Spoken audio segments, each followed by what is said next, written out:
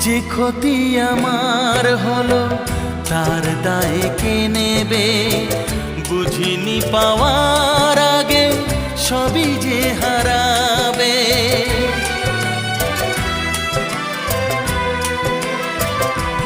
ও যে ক্ষতি আমার হলো তার দায়ে কে নেবে? বুঝিনি পাওয়ার আগে সবই যে হারাবে। শুধু শুধু কেন দিলে মরণের স্বাদ?